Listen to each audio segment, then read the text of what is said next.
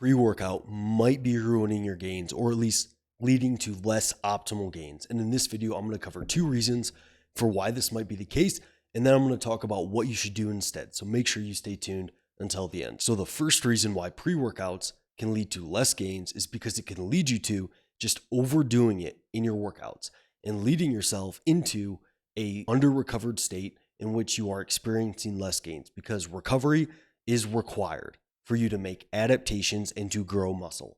And I know that when I did this in the past, I would be starting a new training cycle and I would drink my pre-workout, and I would almost always find myself, adding a set to my workout here or pushing my reps in reserve a little bit too much here, and just overall going down this path of doing too much in my training sessions too soon, leading to less overall progress throughout my mesocycle because I would kind of fall behind on recovery. So I think what can happen very often is someone uses their pre-workout, but they get a little bit too amped and too aroused for their session, and that leads them to doing too much in their session, maybe doing more than what's planned or maybe more than what their coach plans. I know that that's happened with some clients of mine as well. And this overall leads to you recovering less and adapting less over the long term, and it leads to less optimal gains. Now, the second reason why pre-workout can lead someone to making less gains is because often people train after work. And usually this is around maybe 4, 5, 6 o'clock in the evening. And they also will often drink pre-workout when they get off of work and then just head straight to the gym.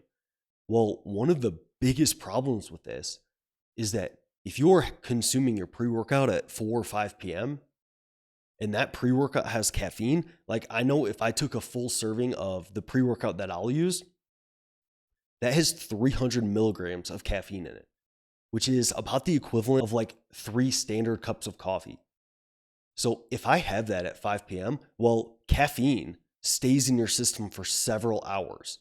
Like after 6 or 7 hours of drinking caffeine, you're probably still going to have at least half of that caffeine in your system, which means that if we fast forward into the evening, well, even at midnight, I'm probably going to have like 100, 150 milligrams of caffeine.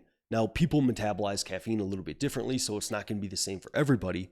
But for me personally, I know that I have to cut my caffeine intake in 9 hours before bed, or else I notice it impacts my sleep. And if you're having your pre-workout after work and then trying to go to sleep like 5 hours later, there's a very good chance that this is going to be cutting into your sleep quality and leading to less overall quality sleep. And as we know, for resistance training adaptations and even for just general well-being and your performance during your workouts, sleep is definitely important. So pre-workout, if you're not careful with it, it can lead you to just overdoing it in your workouts, doing too much too soon, leading to a state of under recovery and overall less adaptations across your training cycle.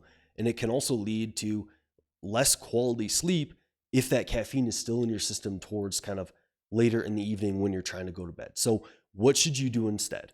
Well, I think it would actually be a very good idea if you progressively increased your pre-workout dose alongside your training cycle.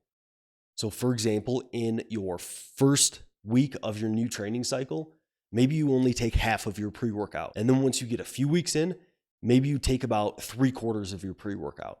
And then maybe in the last week or 2 of your training cycle, then maybe you take your full pre-workout before you go train. And you kind of titrate your pre-workout up alongside the difficulty of your training cycle. And then in your deload week, maybe you take no pre-workout whatsoever and you kind of have a little bit of a deload from caffeine as well. And that will resensitize you for your next training cycle. And it will ensure that you're getting the most out of your pre-workout across your training cycles. Now, you don't necessarily need to do this. I would say this is probably more of a advanced approach and is maybe getting into the details too much of things that, probably don't matter a ton. So if that seems a little bit too kind of complex or a little bit too neurotic to kind of go through that, then I would recommend just having a dose of pre-workout that, it makes you feel a little bit better for your workouts, but it's not leading you to kind of do the 2 things that we talked about here. It's not leading you to overdo it in your workouts and lead to kind of you being under recovered and making less progress. And it's also not leading you to disrupting your sleep when you're going to bed in the evening. And you have to be careful about that one. Even if you train in the afternoon, and you have your pre-workout at like 2 or 3, there's still a good chance that some of that caffeine is going to be in your system when you're going to bed. So I would be pretty dang careful with your pre-workout and how much caffeine you're consuming, and being cognizant of whether that's kind of impacting your sleep or not. So don't take this video as I'm saying pre-workouts are bad, or that if you consume any pre-workout, it's going to ruin all of your gains. That's definitely not what I'm saying. I'm just saying that, if you get a little bit overzealous with your pre-workout, it can lead to overdoing it in your workouts, leading to less recovery and adaptation over time. And it also can impact your sleep, which is also going to slow down your gains as well. So just a couple things to be aware of when taking pre-workout. So I hope you enjoyed this video. Let me know your best stories about pre-workout in the comments below, and I'll see you in that next one.